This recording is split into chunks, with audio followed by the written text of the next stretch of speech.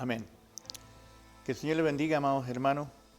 Una vez más, doy gracias al Señor por reencontrarnos a través de la señal y compartir con ustedes algo que el Señor nos está exigiendo, porque no es lo que yo en este momento pueda pensar o sentir, sino porque con mis ojos puedo ver, escuchar y tener entendimiento para saber de que Dios está exigiendo a la iglesia que conozca el nombre de Jesucristo, porque la gloria es de Jesús, la gloria es del Señor. A Él le pertenece toda la honra, toda la gloria y toda la alabanza. Y para eso se necesita conocer la sana doctrina. Hablar de doctrina hoy en día es algo difícil porque las personas más que nada se dedican a tratar de entregar sermones que vayan en la profundidad de la necesidad del ser humano hoy en día en esta tierra. Pero si nosotros hablamos solamente de eso, le diré, también se centra en la persona de Jesucristo. Porque Jesús es la respuesta. Jesús es la respuesta. Y cuando yo llegué a la iglesia por primera vez, conocí la palabra del Señor anteriormente debido a una enfermedad que tuve. Y me dediqué a leer la Biblia y a conocer por mí mismo la doctrina del Señor. Hasta que llegando ahí al Nuevo Testamento, donde aparece la persona de Jesucristo, por eso le recalco esto, Jesús es la respuesta. Leyendo la palabra del Señor encontré que era muy duro para mí el tener que llevar la carga a 2 millas, en fin, poner la otra mejilla. Y le pregunté al Señor, le dije yo, ¿qué va a ser de mi vida si yo no hago lo que está escrito en tu palabra? Y por primera vez el Señor me habló con voz audible y me dijo, si tú no haces lo que está escrito en mi palabra, se te va a hacer según mi palabra. Y me dio un capítulo y un versículo que estaba ahí en el Evangelio de Marcos 9, 43 al 48, que dice que yo iría al lugar donde el gusano nunca muere y el fuego nunca se apaga. Y yo dije, Señor, no hay que ser muy sabio para entender que ese es el infierno, yo no quiero ir ahí, ayúdame. Yo te voy a ayudar. Una de las primeras cosas, bueno, esto aparece precisamente en el Sermón del Monte. El Sermón del Monte está del capítulo 5 al 7 inclusive. Ahí aparece el mensaje de la palabra del Señor cuando Jesús se dispone a entregar la pureza de la doctrina que a sus discípulos le iba a dar. Y consta de muchas partes, pero una de las cosas que justamente resalta es cuando ahí en el 5:14 dice lo siguiente: vosotros sois la luz del mundo.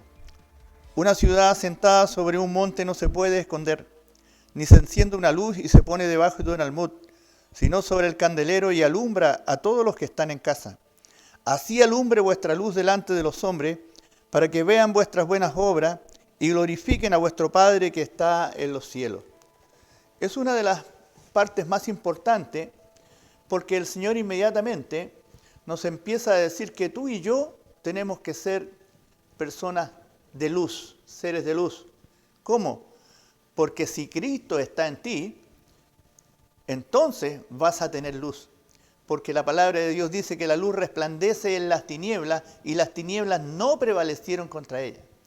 Así que nosotros venimos del mundo, de un lugar de tinieblas. Las tinieblas están afuera y nosotros andábamos en ella, y cuando llegamos a la luz, cuando conocimos la luz, pasamos a ser personas luminosas o personas de luz. ¿Qué es lo que hay en nosotros? Jesús.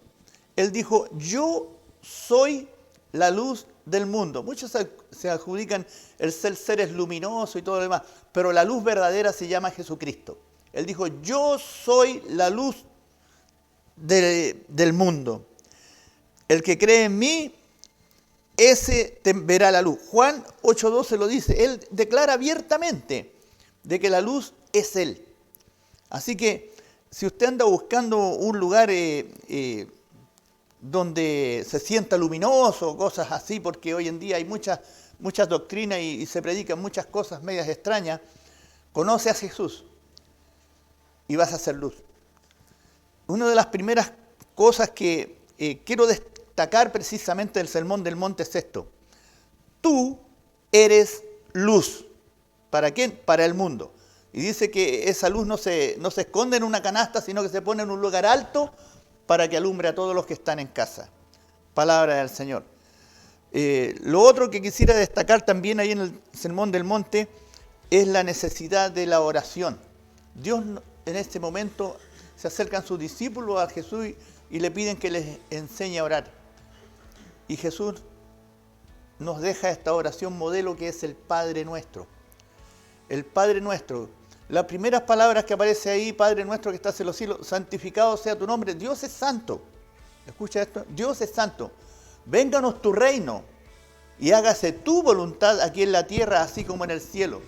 Estas palabras hoy en día suenan profundamente porque la voluntad de Dios es la que tiene que prevalecer sobre toda voluntad humana. Y si usted anda buscando una respuesta en este momento, en los momentos difíciles que vivimos en esta tierra, las encontrará en la persona de Jesucristo. Él es la respuesta. Lo otro que, además de la oración, aparece ahí lo que es la regla de oro. La regla de oro. El capítulo que habla precisamente de oración, el capítulo 6 es el que aparece la oración. Ya en el capítulo 7, rectifico, aparece también lo que es la oración y la regla de oro. O sea, el no hacer a otro lo que no quiera que me hagan a mí. O sea, amar a mi prójimo como a mí mismo.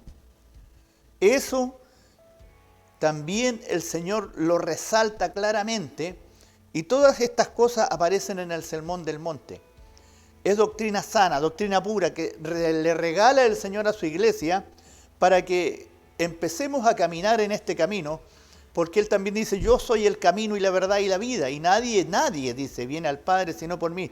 Es a través de la persona de nuestro Señor Jesucristo. Él tiene que ser exaltado, Él tiene que ser realzado en tu vida y en la iglesia.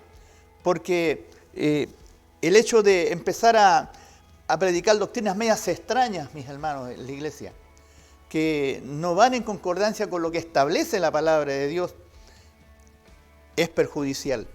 Y Dios quiere que tú seas salvo. Amén. Me lo dijo a mí y yo te lo digo a ti.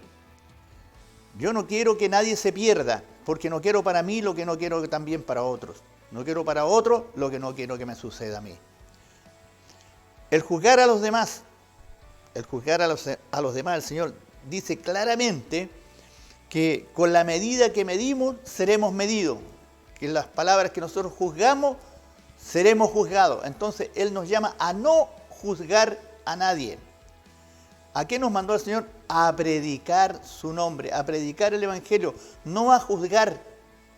¿Por qué el Señor me manda a predicar esta doctrina en la iglesia si la iglesia es básico de ser entregado a los niños? Bueno, hay mucha gente, mis hermanos, que estas cosas las han olvidado, que son primordiales y básicas, especialmente en este momento difícil, donde la pandemia y todos los problemas sociales que tenemos como ciudadanos de esta tierra nos están apretando. ¿Y por qué? Es porque el Señor no quiere que tú te pierdas. Dios permite estas cosas porque no quiere que tú te pierdas y quiere hacernos volver al primer amor. ¿De cómo me vuelvo al primer amor? A la sana doctrina. Eso es lo que el Señor quiere. La puerta estrecha, la oración y la regla de oro, ya se los dije. El juzgar a los demás no lo permite el Señor, porque la medida que nosotros usamos seremos medidos también.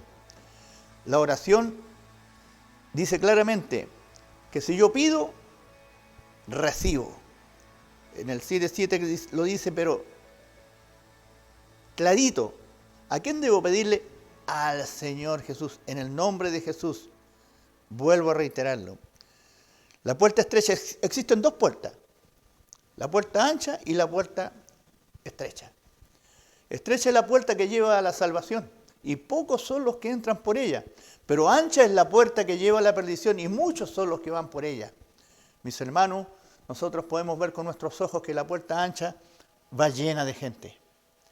Va llena de personas que día a día están tratando de hacer su propia voluntad y no la voluntad de aquel que los creó y los formó y que está gritando ya con todo lo que está sucediendo de que es necesario ponerse en las manos del Señor para que sea Él quien nos libre y pasen a ser luz de esta tierra.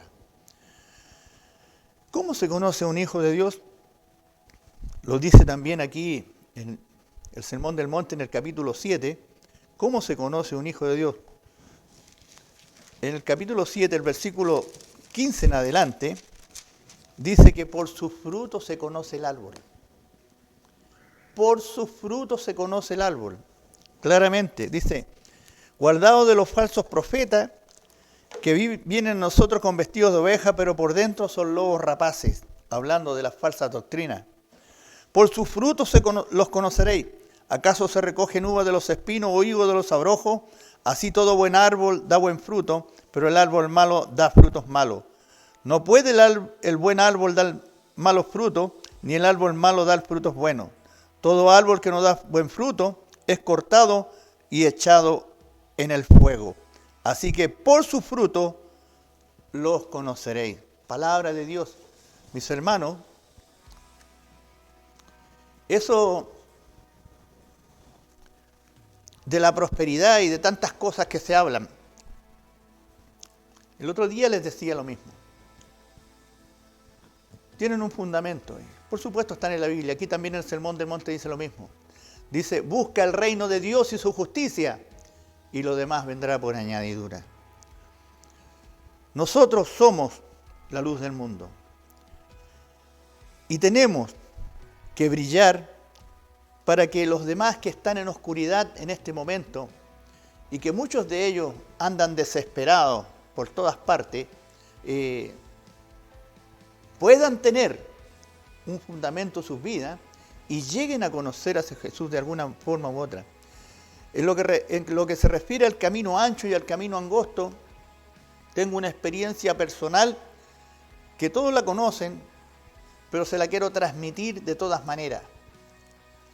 En una oportunidad, una hija de un hermano se quiso quitar la vida y tomó un frasco de pastilla y cayó obviamente a la asistencia pública.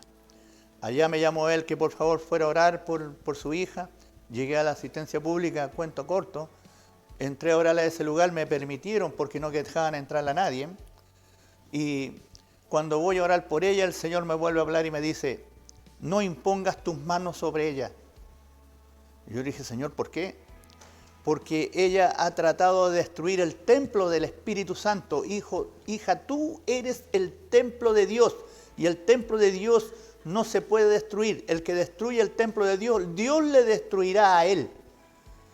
Y yo dije, ¿qué hago, Señor? Clamé a Dios ahí en ese lugar y le dije, Señor, por favor, dale una segunda oportunidad a esta hija. Me pidieron los demás enfermos que estaban ahí en la sala de emergencia de la asistencia pública, que orara por ellos, oré por cada uno de ellos y mis hermanos, todos se sanaron en el acto. Solamente ella quedó ahí, enferma. El paramédico que estaba ahí vigilando todo, andaba detrás de mí, no sé si él andaba mirando qué es lo que hacía yo lo único que hacía era orar en el nombre de Jesús y reprender las enfermedades en el nombre de Jesús. El asunto es que al salir de ahí me dijo, ¿usted se va? Sí, pues le dije yo, si tú trabajas aquí, yo estoy de paso nomás. Al otro día, después de haber ido a cobrar mi sueldo y ir a almorzar ahí en el trabajo, vengo en el trole y el Señor me dice, ve donde está mi hija, ahí en la UCI, porque en la noche tuvo un paro cardíaco y tuvieron que trasladarla a la unidad de cuidado intensivo y entubarla y todo lo demás para recuperarla. Y dile, tómala de la mano y dile, yo te saco de este hoyo y te doy una oportunidad más. Le reclamé un poco al Señor porque yo iba a almorzar. Pero me dijo, ve donde está mi hija nuevamente, y me dijo lo mismo. Y yo dije, ya Señor, éntrame tú, porque no dejan entrar a nadie al hospital. Ni con carné de que sea no dejan entrar a nadie. El asunto es que llegué allá, había una multitud tratando de entrar, y yo pasé por entre medio de todo, entré, nadie me vio. Subí al cuarto piso donde estaba la UCI, entré a la UCI y nadie me vio. Y él estando adentro ahí, una enfermera me mira y dice, ¿y usted qué hace aquí? Bueno, yo vengo a orar por una hermanita de la iglesia, le dije yo, y lo único que voy a hacer, voy a orar. Entonces me dijo, mira, ahí está el médico jefe, si él le permite, lo autorizamos para que entre. Habló con el médico me miró, bueno, dijo, déjelo entrar, total, concédale el privilegio. Me acompañó la enfermera y me dijo, no puede tocarla, porque saben que nosotros ungimos y algunos hasta pegan con la Biblia, en fin. Usted sabe cómo es la cosa. El asunto es que, llegado el momento que me acerco ahí a la cama donde estaba ella, empiezan a sonar las alarmas de los otros enfermos que estaban ahí, y la enfermera partió por un lado y yo le tomé la mano y dije, yo te saco de este hoyo y te doy una oportunidad más. Y llegó corriendo al lado mío y me dijo, ¿ya? Sí, tan rápido. Dios es rápido. Él responde inmediatamente. Ah, ya, me dijo, salí. Al otro día la encontré en su casa, porque la dieron de alta, porque en ese mismo instante tenía que haberla levantado el Señor. Y la mandaron para la casa. Y le pregunté, ¿dónde estabas tú? Me dijo, en el hospital. Sí, yo sé que estabas en el hospital, pero tú estabas en un lugar donde el Señor me mandó para él. Me dijo, yo estaba en un hoyo. En un hoyo, en un camino ancho, donde venía mucha gente, la gente semidesnuda, venían bebiendo, venían gritando groserías, y yo asomaba mi cabeza en el hoyo y le decía, sáquenme de aquí. Y me golpeaban, me escupían, me decían un montón de groserías. Y el camino ese ancho de repente tenía una bajada, y al fondo de él se sentían gritos atroces, desgarradores. Pero dice que ella miraba y por el lado salía un caminito angostito que se perdía entre medio de unos cerritos que habían ahí, y brillaba una luz radiante. Y decía, yo quiero ir a ese lugar, yo quiero ir a ese lugar, y la golpeaban y la tiraban ahí. Y de repente vino una persona, me dio la mano y me dijo, yo te saco de este hoyo y te doy una oportunidad más. Ese fui yo, le dije. El Señor me mandó a hacerlo. Pero, ¿tú te diste cuenta dónde estabas? Sí, me dijo. Yo estaba a la entrada del infierno. Bendito sea el Señor. Por su gloria, por su amor, por su misericordia. Él no quiere que seas tiniebla, Él quiere que seas luz. Él quiere que no juzgues a nadie. Él quiere que tengas amor para con los demás, para con las almas, de las almas que en este momento andan sedientas de Dios afuera. ¿Cuánta gente que hoy en día no sabe qué hacer, ni atar, ni desatar? ¿Por qué? Porque no conocen a Cristo. Algunos de ellos habrán tenido la oportunidad de conocerlo, pero no han tomado la decisión, pero ahora muchos de ellos están clamando. Es necesario que ellos sepan que Jesús los ama y que tú también. Y que estás dispuesto a socorrerlos de la mejor forma para que conozcan al Señor. Porque tú eres luz. Y la luz resplandece en toda tiniebla, y por eso Dios te dio autoridad para echar fuera demonios, para sanar enfermos, porque Él dijo, las cosas que yo hago, vosotros las haréis también, y mayores que las haréis.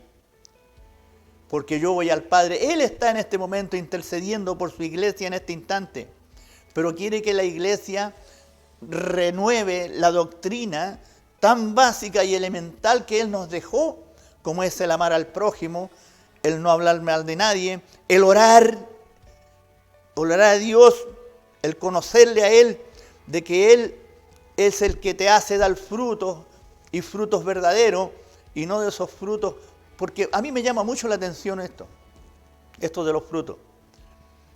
Cuando Jesús maldijo la higuera, dice que Él venía saliendo de un lugar y tuvo hambre, y había una higuera ahí, y se acercó a Él para encontrar frutos en ella y no halló fruto. Y Jesús la maldijo. Nunca más nadie coma frutos de ti. y se secó la higuera.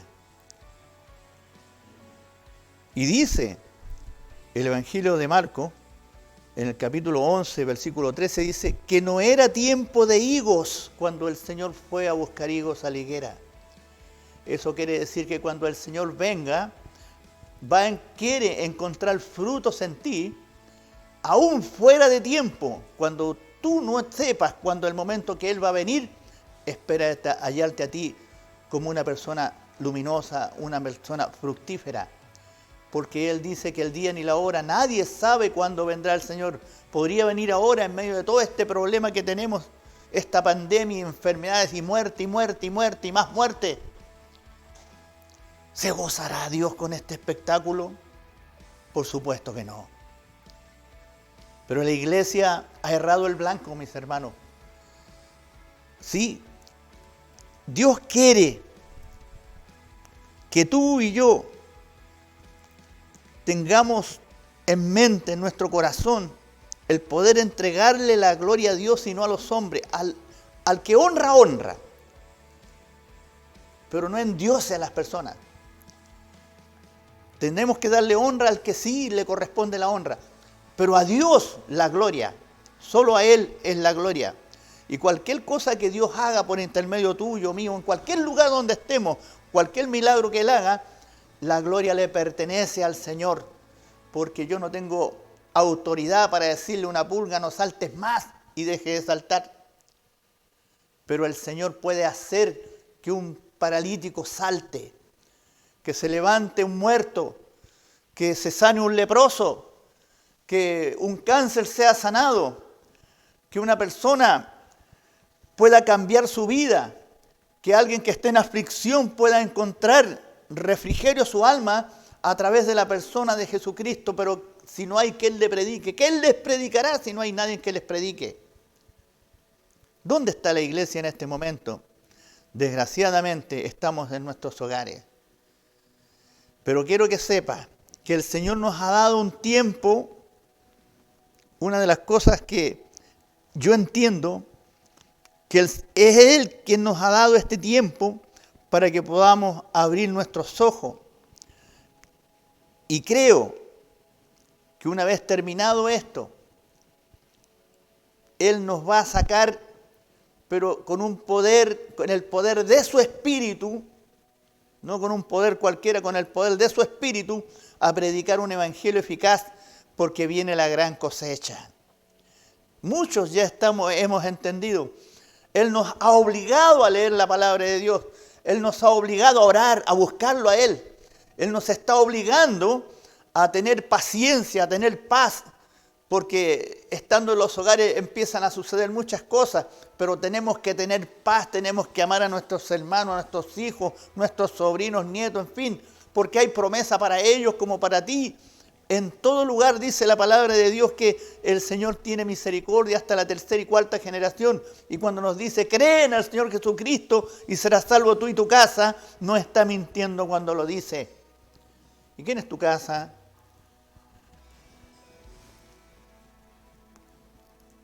El ropero.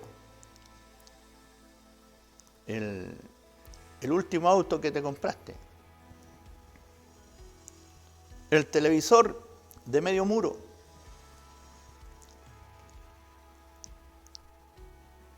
Tu billetera, tu cuenta del banco. ¿Dónde está tu tesoro? Allí estará tu corazón, dice la palabra del Señor. Cree en el Señor Jesucristo y serás salvo tú y tu casa. Tu casa son tus hijos, tu esposa, hasta la tercera y cuarta generación de tu descendencia. Y Él quiere lo mejor para ti. Iglesia, Él quiere lo mejor para ti, pero quiere que nos volvamos a nuestro primer amor, a nuestros primeros pasos. La doctrina del Señor es tan básica, tan elemental, tan justa, tan buena. ¿Y cómo termina el capítulo 7? Muy simple. Termina con los dos cimientos. Dice que el necio, el insensato,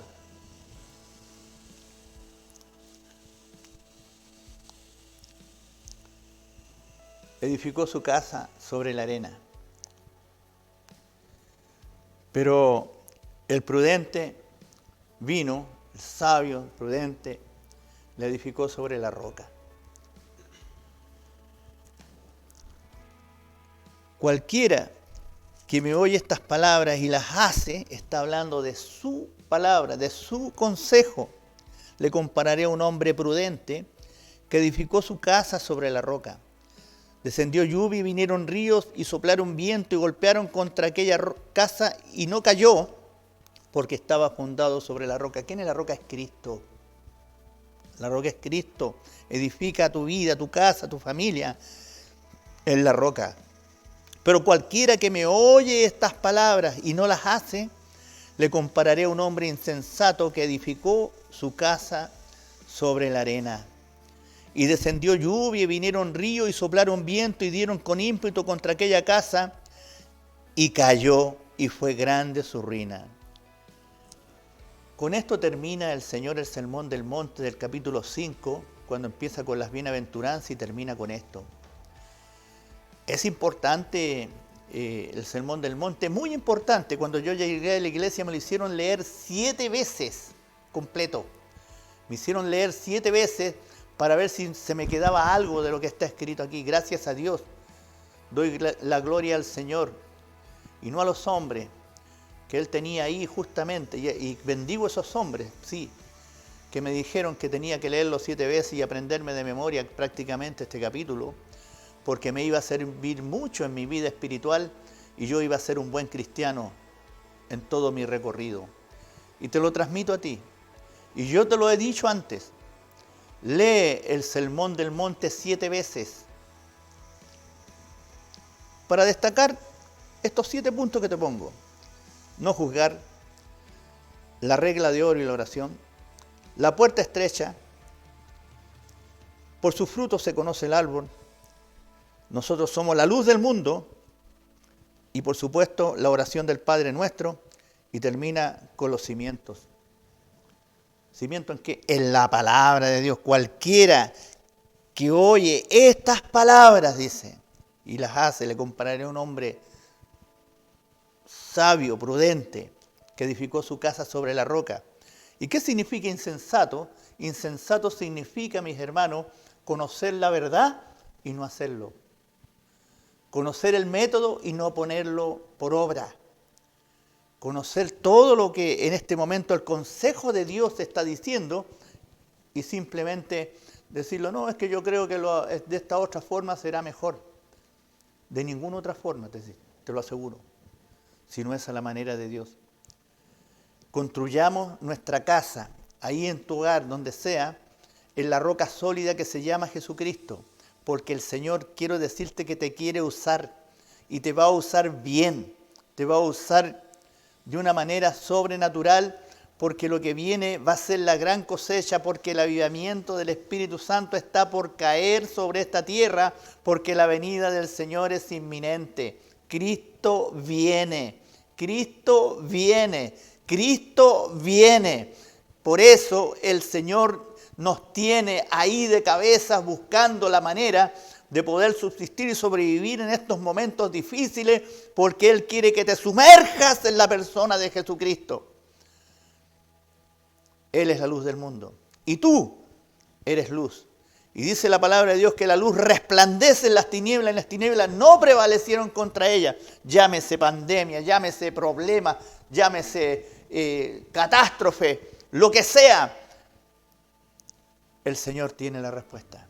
Y si tú eres un hijo de Dios, Él te cuidará, Él te guardará. Él dijo que te guardará tu entrada y tu salida. Él dijo que ninguna plaga tocaría tu morada. Él dijo que caerían a tu lado 1000 y 10.000 a tu diestra, mas a ti no llegará. ¿Por qué? Porque has puesto a Jehová, que es tu esperanza, el Altísimo, por tu habitación. No te sobrevendrá mal, ni plaga tocará tu morada. Pues a sus ángeles mandará cerca de ti, que no tropieces ni siquiera tu pie en piedra. ¿Qué más quieres? Pídeme. El que pide, recibe. El que busca, encuentra.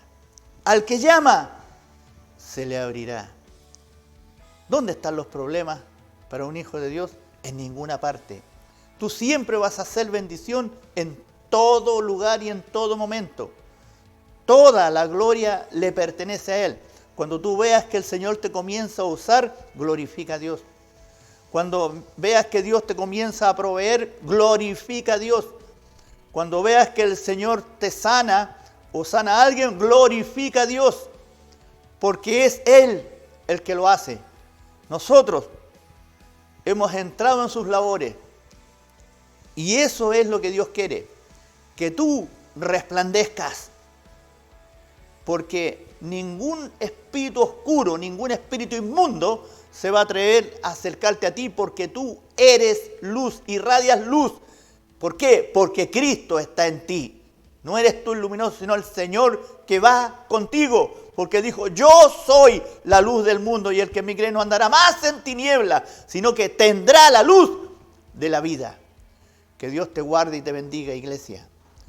Te deseo lo mejor y te entrego doctrina básica para que sepas dónde estás parado, dónde estás sentado, a quién tienes que llamar, a quién tienes que buscar, qué es lo que tienes que hacer, qué es lo que no tienes que hacer, qué es lo que no tienes que hablar, qué es lo que no tienes que mirar, qué es lo que no tienes que oír. Lee el Sermón del Monte. A mí me hicieron leerlo 7 veces. A lo mejor algunos necesitan 10. Otros tal vez 2. Pero sí sé que lo necesitas. Porque eso pondrá tus pies sobre la roca y no vas a caer. No vas a desmayar, sino que vas a vencer. Porque con Cristo somos más que vencedores. Iglesia, recibe mi bendición en esta tarde. Que la bendición del Padre, del Hijo y del Espíritu Santo llene tu alma, llene tu vida, llene tu casa, llene tu hogar, llegue a tus parientes, a tus hijos, a toda tu familia, a tus vecinos. Ojalá trascienda más allá de las fronteras de este país, porque hoy en día tenemos el privilegio de poder hablar con otros lugares. Que la bendición del Señor sobreabunde sobre tu vida y disipe toda pandemia, que te libre de todo ataque del enemigo, que seas tú prosperado, así como prospera tu alma. Bendiciones, iglesia. Así te ha dicho el Señor.